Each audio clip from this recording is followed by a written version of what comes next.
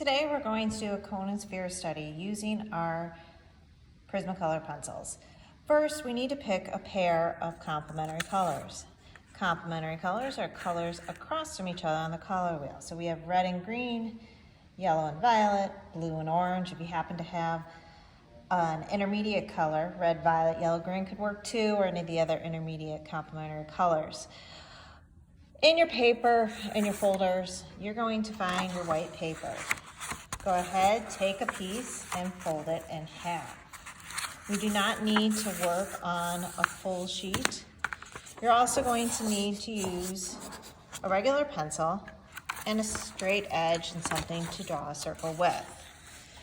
I have a triangle, and I am going to then use masking tape in order to do my circle. So I'm going to first start with my cone.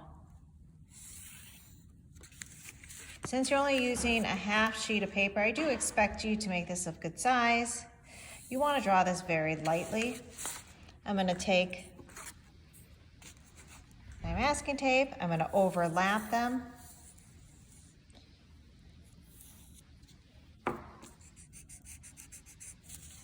Putting the sphere in front, curve the base. You can actually, even if you wanted to, take and use this. For a cast shadow, depending on where your light source is, we'll have our light source kind of right here. So our cast shadow would be at the base here. Something along the lines of that. Now, this is supposed to be done a little bit lighter than what I've drawn. I draw it a little darker for the fact of the demonstration. Some of the things I want you to know when building up value and doing a cone, so you should go with the contours of the object. I would be doing my sphere going this way and then my cone going this way. When drawing, you can see how this works with the color pencil. I want a range of values from the dark core shadow. Back here, we're going to leave room for our reflective line. We'll have our cast shadow, which will go and be drawn horizontally. And then our ranging midtones all the way to a light to a white. You must have white within your cone and sphere study. Whenever using your color pencils, please be very gentle with these. Sharpening with a hand sharpener, not with anything on a wall or electric. You need to be gentle with the wood. All of the lead inside is very soft, which makes it great to blend with, but can break. Besides your complementary colors, and you choose whichever set you want to go with, you are also going to need to use your white color pencil. Now, we have a rubric that we'll go through, but just a couple pinpoints. You can use a different set than red and green, but you do need to go with the contours. You do need a reflective line and a white highlight. Make sure you use intense colors.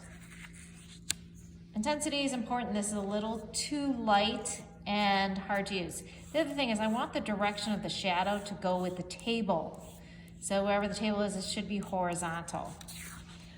Transition your values. You want to make sure that your values actually go from one to the next instead of jumping too much. Another example of where this didn't quite get there.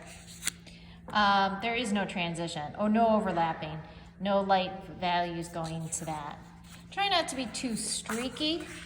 You want the same light source for each one. This light is coming this way, this one is coming this way. So you really want the same light source and no outlines when it's all said and done.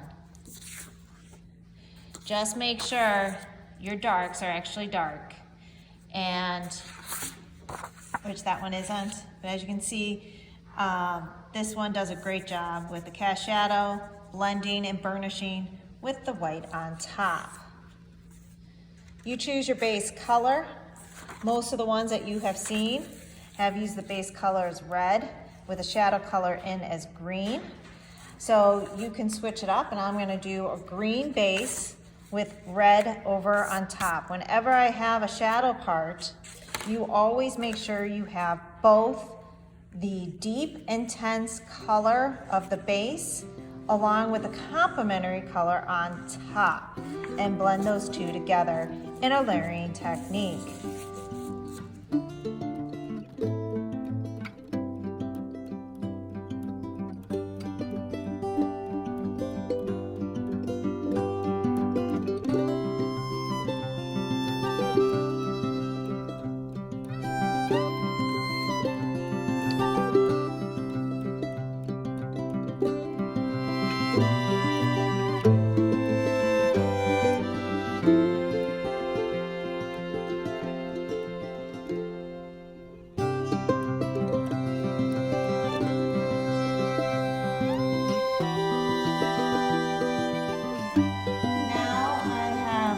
Up the value, notice that I went in the direction of the sphere, leaving white on both items.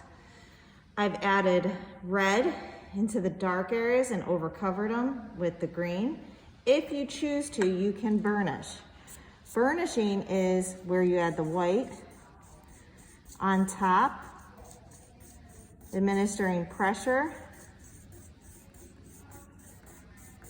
to help with the blending from one value to the next. Notice I am still going in the same direction that I colored with the contours. If you start burnishing, you have to continue through your object till the darks.